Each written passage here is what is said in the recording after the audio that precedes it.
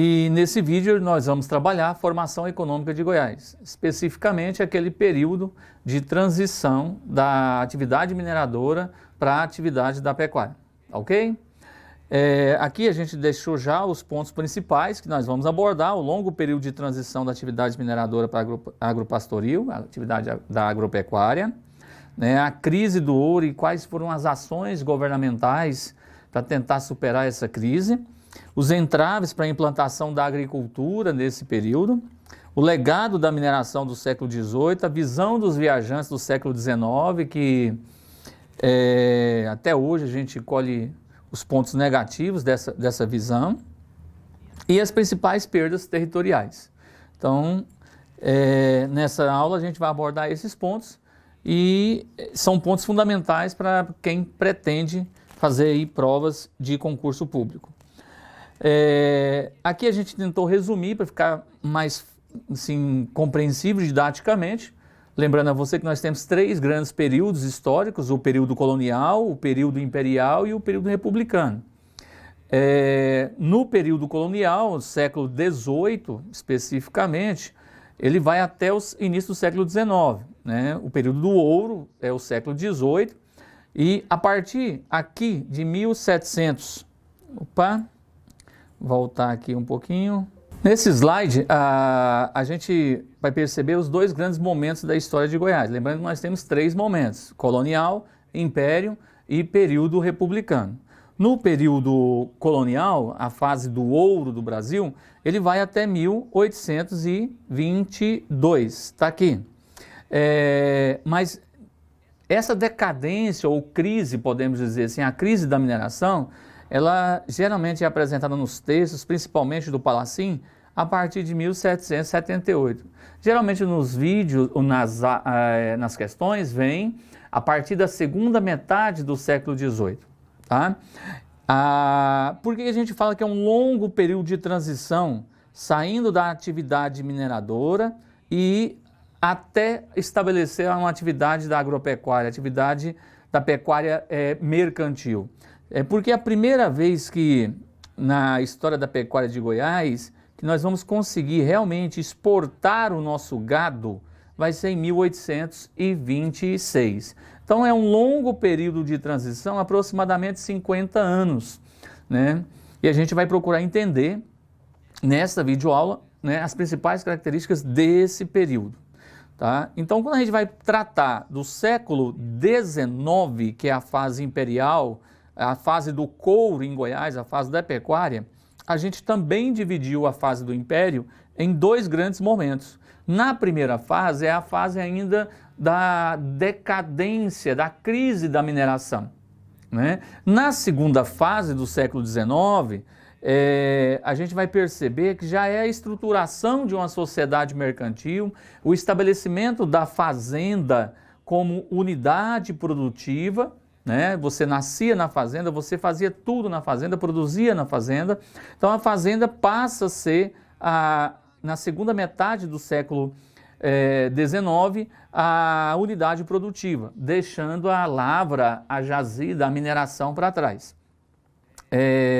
Então, nesse longo período de transição, nós temos essa questão introdutória para a gente entender, né, esse grande momento.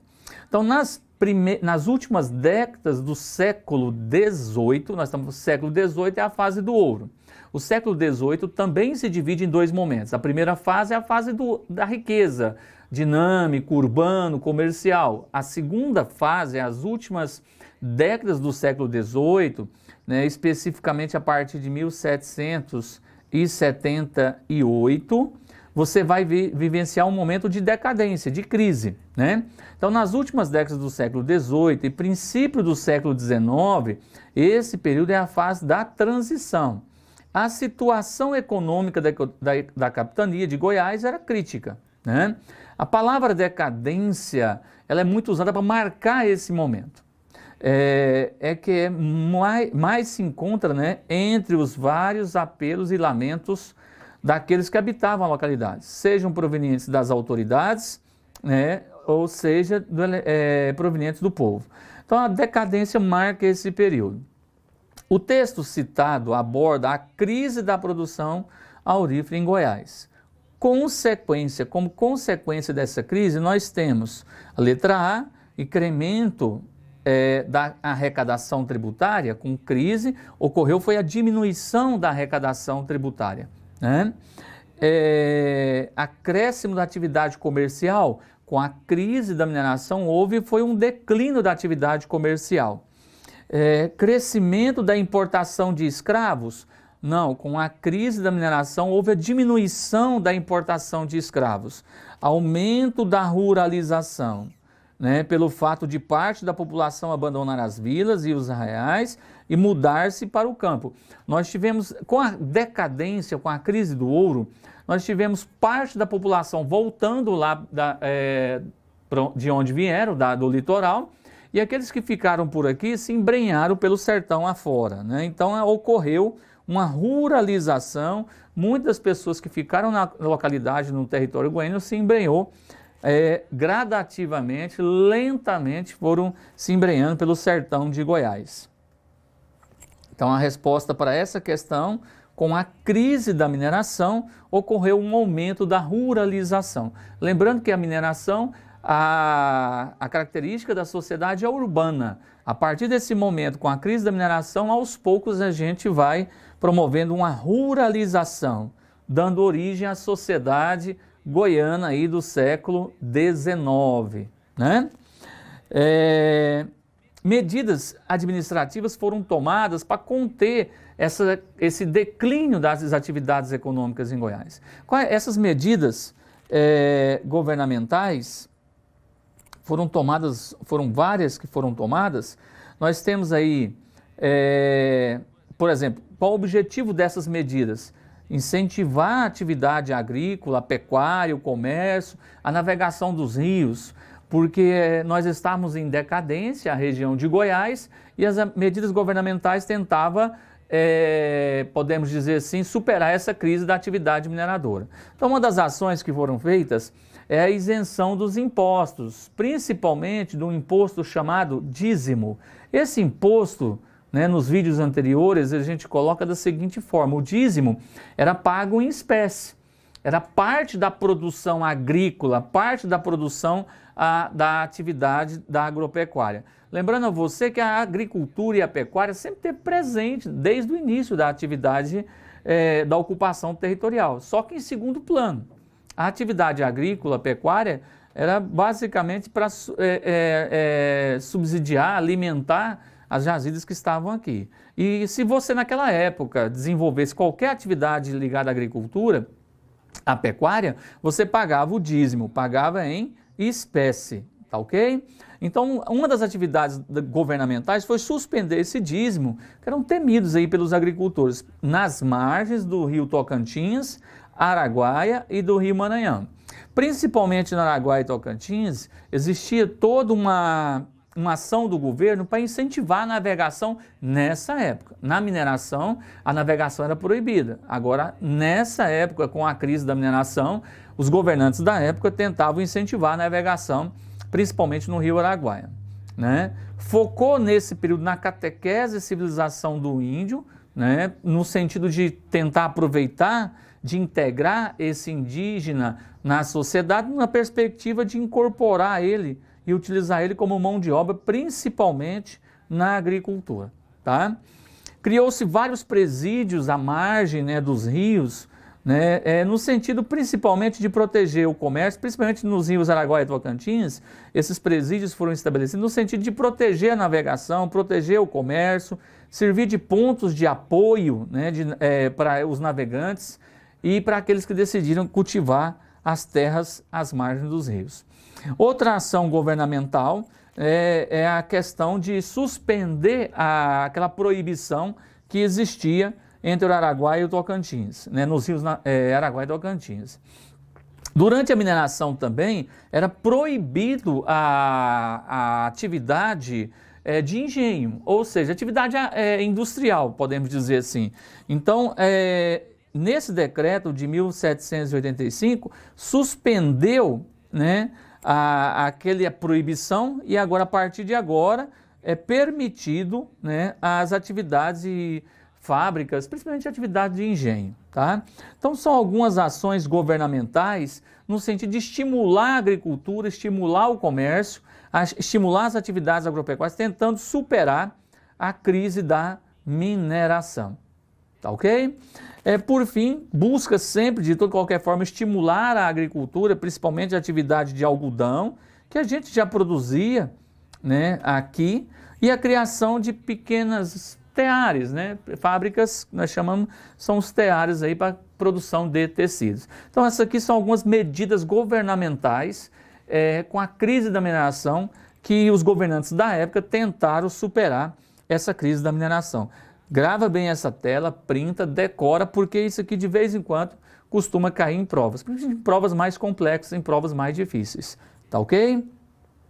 O que a gente tem que entender é que mesmo com aquelas ações, a atividade econômica ainda ficava difícil, principalmente a agricultura. Um dos fatores, a nossa localização no centro do Brasil, no coração do Brasil, né, a dificuldade de comunicação, dificultou muito a atividade da agricultura nesse período. Então, com a crise da mineração, nós podemos dizer que praticamente a agricultura continuou de subsistência, ela não se torna a atividade principal. Então, quais eram os entraves? Uma questão que já caiu isso algumas vezes em provas, por que a agricultura não se estabeleceu com o fim da mineração? Essa é uma pergunta que, né, pode vir cá na tua prova. Então, por que a atividade da agricultura não se estabeleceu com a crise da mineração? Aí nós vamos entender aqui, o Palacin estabeleceu uma série de apontamentos por que a agricultura não se estabeleceu. Primeiro, a legislação fiscal, a questão que eu já falei para vocês na tela anterior, do principal imposto ligado à agricultura agropecuária, o dízimo, né? 10% de tudo que era produzido, a coroa vinha, os funcionários da corte vinha e pegava isso, tá? Os impostos temidos por esses agricultores, tá? Tanto é que quem fazia essa avaliação eram os cobradores de impostos, né? Representantes dessa coroa. E a forma de pagamento era em 10%, dízimo, 10% da produção. Tá ok? Então existia uma certa resistência com relação a esse dízimo. Resistência também dos mineiros em trabalho agrícola, tá? Naquela época existia aí as classes sociais, mas os elementos sociais, né? O mineiro é o respeitado na sociedade. O roceiro, né, era, podemos dizer assim, ninguém queria ser roceiro. É igual a gente fala hoje, o gari é muito importante, mas ninguém quer, muitas vezes, difícil perguntar para uma criança que quer ser gari. Então a atividade honrosa naquela época era a mineração. A atividade agrícola, né, não era bem visto, era trabalho, né, porque o preconceito naquela época era com relação ao trabalho, né, de uma certa forma. O homem branco tinha uma certa descrença do trabalho, tá? E também a agricultura naquela época é muito pouco rentável. Outro fator também que impede a agricultura de se estabelecer é a ausência do mercado consumidor. Eu estou produzindo aqui, vou vender para quem? O mercado consumidor praticamente está no litoral, é muito distante. Como que eu vou produzir o arroz aqui e transportar, né, lá para o Rio de Janeiro, lá para São Paulo? Não tem como, o mercado consumidor aqui praticamente não existia para esse tipo de produto. Dificuldade de transporte, né, alto custo de transporte, ausência de um sistema viário, sistema de vias de transporte também era impeditivo.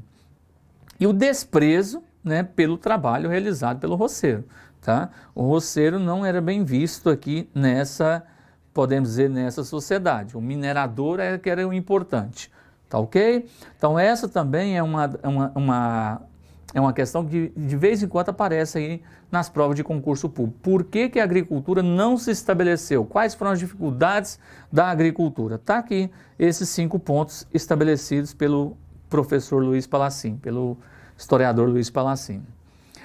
Pronto, né? O mundo vai acabar. Você sabe que o mundo pode acabar, porque o mundo já acabou algumas vezes.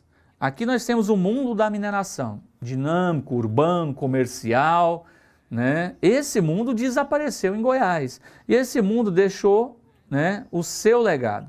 Então, qual é o legado da mineração da mineração do século, nós temos aí do século XVIII.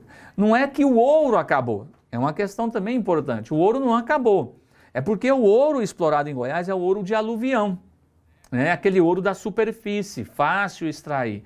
O que nós temos aqui com a crise do ouro é porque a gente não tinha naquela época tecnologia aqui em Goiás, aqui na Coroa, na colônia portuguesa, tecnologia para explorar o ouro profundo, porque ouro em Goiás ainda tem, né? Mas o ouro de aluvião, aquele fácil de localizar, que é mais na superfície, esse foi cada vez ficando mais escasso, né? E como herança desse período, nós temos algumas características, tá? Que marca a nossa vida até hoje. Por exemplo, a delimitação do imenso território de Goiás, né? Aquele território de Goiás que ia até lá o Bico do Papagaio, né? Sou bom para desenhar pra caramba, e até lá o Bico do Papagaio, né? Lá chegando ao Pará, essa parte de cima todinha pertencia, que hoje é Tocantins, né? Que hoje é Tocantins, tá? Pertencia a Goiás. Essa delimitação foi feita nessa época, né? No meados do século XVIII, o primeiro governador de Goiás, você sabe quem é o primeiro governador de Goiás? Conde dos Arcos. Ele é que vai estabelecer os limites territoriais de Goiás e cria a Capitania de Goiás. Capitania de Goiás, criado em 1749. Efetivação, né? Efetiva ocupação do território, também é uma herança da mineração. A estrutura fundiária, que nós temos, essa concentração de terra, formação de latifúndios, também é dessa época, porque dá a ideia que era terra de ninguém, e se estabeleceu aqui na região, né, um sistema de posse, tá? Praticamente as pessoas se adentraram ao território, eles não tinham autorização, não recebiam as sesmarias, podemos dizer assim, mas eles iam se apossando e se lá se estabeleceram. Num futuro, no século XX, aí, nós vamos ter consequências desse sistema fundiário estabelecido aí pela mineração. E até hoje, caiu isso em prova, salvo engano, na prova de delegado aqui de Goiás, né? O que nós estamos até hoje colhendo desse legado? Que é a degradação ambiental, porque o ouro de aluvião chega, desmata, muitas vezes tem que desviar curso de rios. Só para se ter uma ideia, nós temos aí onde foi achado o ouro, né, no Rio Vermelho.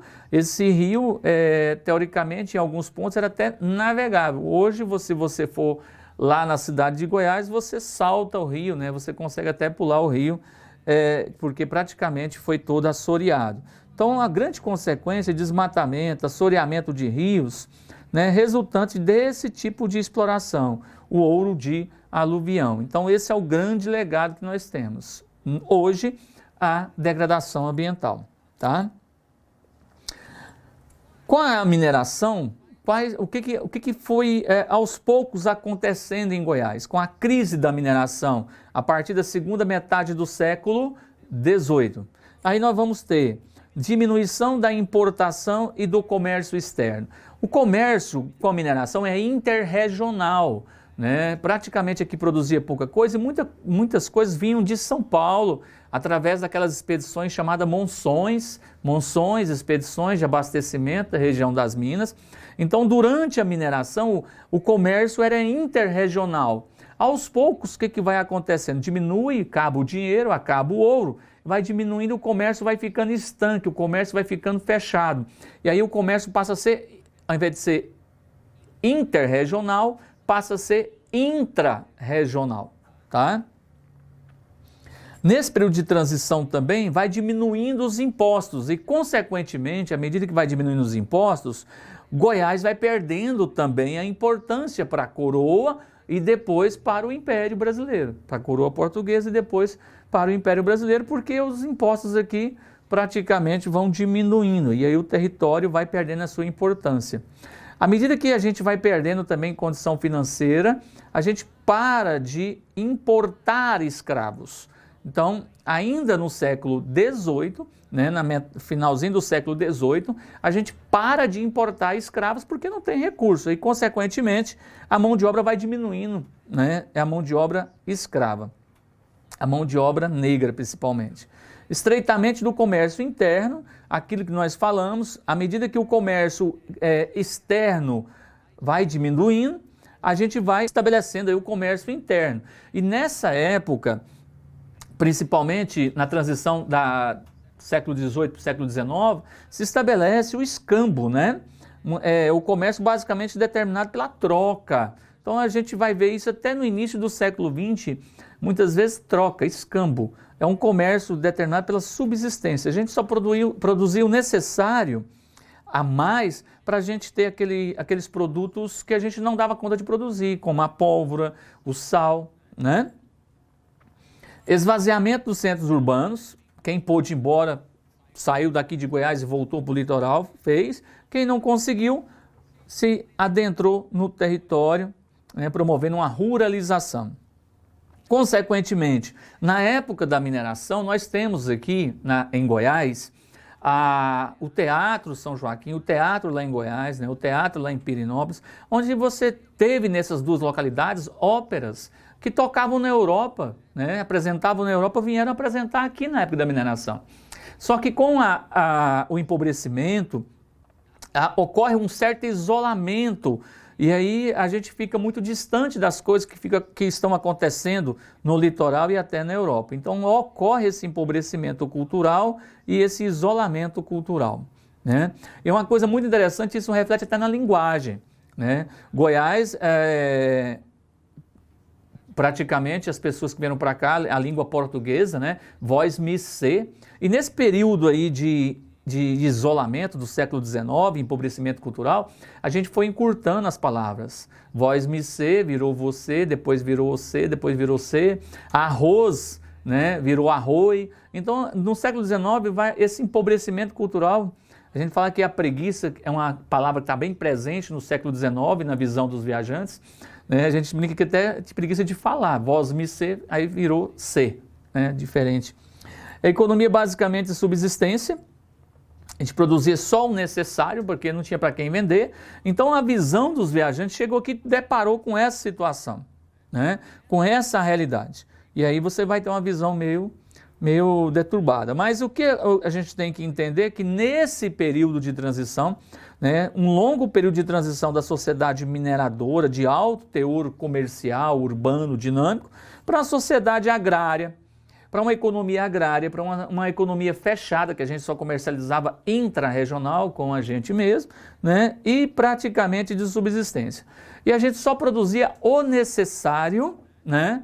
Para a gente produzir um máximo, um pouquinho a mais, né? Produzir o necessário e um pouquinho a mais para a gente conseguir aí esses produtos que não eram produzidos aqui, como o sal, a pólvora, as ferramentas, né? Mas basicamente a gente vivia numa perspectiva, vivia com muito pouco, a ideia de subsistência, tá ok? E essa sociedade se estabeleceu aí durante todo o século XIX. Então, o século XIX, essa economia, ela começa no século XVIII e vai se estabelecer aí no século XIX. Né? Nos primeiros anos do século XIX, nos primeiros anos do Império, 1822, na década de 20, 1820, 1830, era uma pobreza danada. Tanto é que nesse período a palavra que vai marcar é decadência. A visão dos viajantes estabeleceu essa palavra, decadente. Hoje nós sabemos que é um pouco distorcido, né? Mas a palavra está aí como marcando esse período. Então a economia da decadência da mineração e a atividade agrícola praticamente fracassada. E nós vimos o motivo, né? Os dízimos, a atividade do roceiro não valorizada, entre outras coisas. Então nasceu uma economia agrária fechada de subsistência, produzindo aquilo que era somente necessário, né? O cenário econômico se altera com a pecuária mercantil. Nós vamos conseguir vender pela primeira vez. Vender para onde, professor? Para o Triângulo Mineiro, né? Ali para os criadores de gado de Minas Gerais, que pegavam o nosso gado e levava lá para São Paulo, tá? Em 1826, aqui, né? 26, tá aqui. Foi a primeira vez que nós conseguimos vender realmente o nosso gado. Nós exportávamos nesse período algodão, açúcar, marmelada, couro, tá? Principalmente aqui para o Pará. Olha que coisa interessante, né? E o gado a gente vai comercializar aí com os criadores de gado de Minas Gerais. Fatores positivos da pecuária. Por que se estabeleceu a pecuária e não a agricultura? Primeiro, a pecuária, para criar gado, o gado aqui era pecuária extensiva. Solta o gado e depois você sai caminhando, né? O gado se autotransportava, para você não tinha infraestrutura de transporte, o gado se autotransportava. E a mão de obra que se estabeleceu também na região, ela foi fundamental, a pecuária foi fundamental porque a mão de obra não era escrava, tá? Era mão de obra livre, não assalariada, ou seja, as pessoas recebiam através de um sistema de quarta, que a gente vai detalhar com mais calma. Então, quais foram os fatores da pecuária? Nós tínhamos pastagens naturais, o gado se autotransporta e pouca a questão da mão de obra, né? Lembrando que a mão de obra na pecuária não é a mão de obra praticamente escrava, é uma mão de obra livre, não assalariada.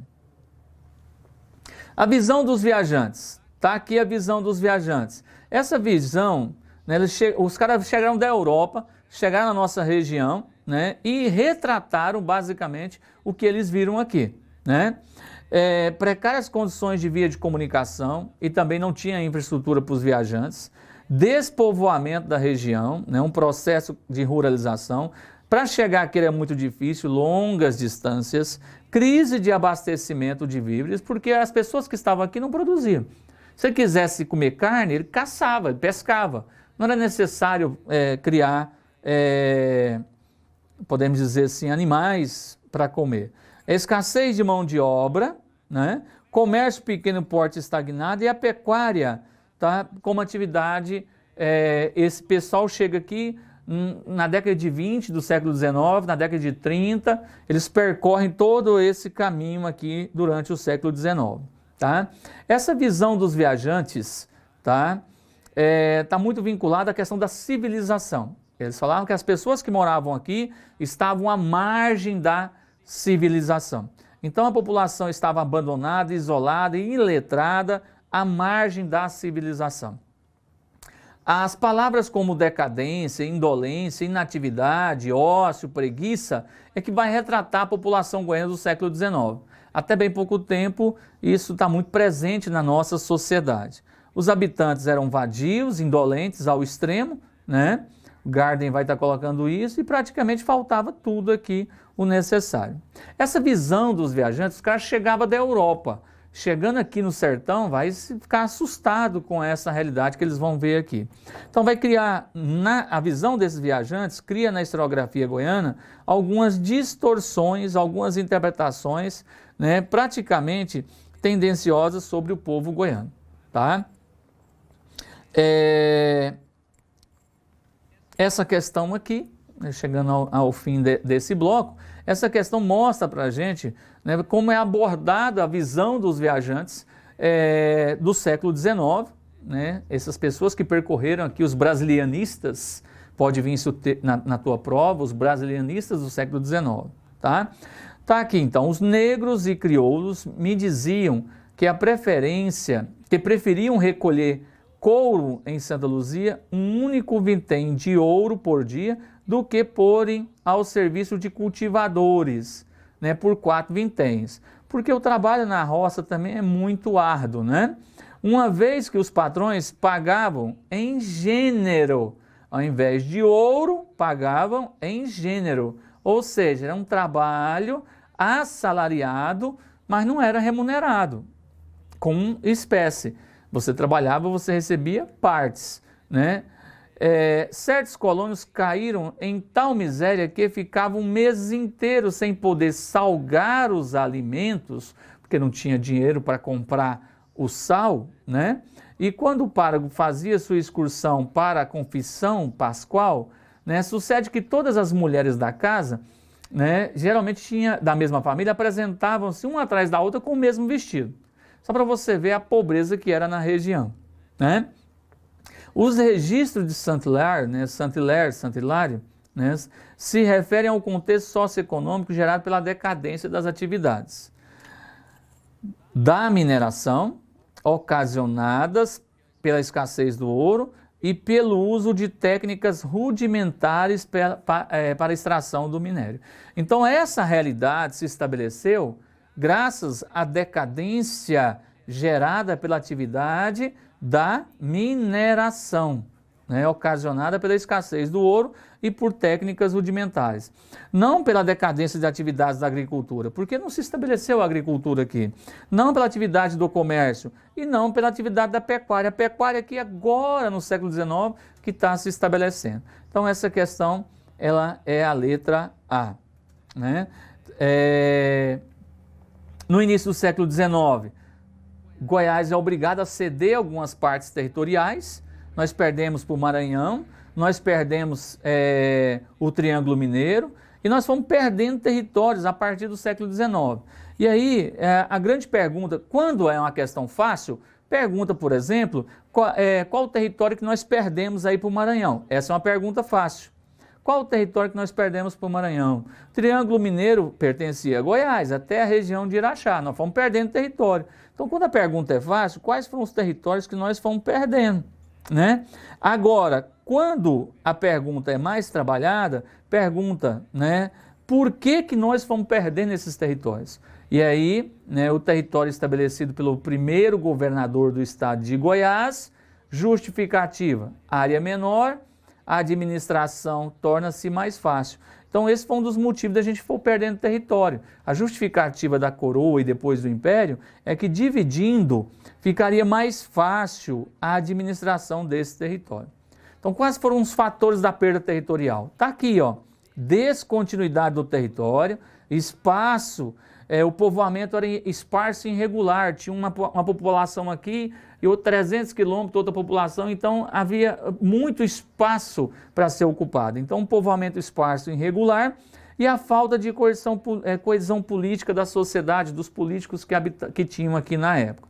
E, consequentemente, além desses fatores que nós pontuamos, descontinuidade da ocupação, povoamento esparso e falta de coesão, está aqui, ó. Goiás foi perdendo politicamente, economicamente, sua importância, porque os impostos foram diminuindo e o poder central foi abandonando aqui Goiás. Então, Goiás passa a ser insignificativo do ponto de vista político.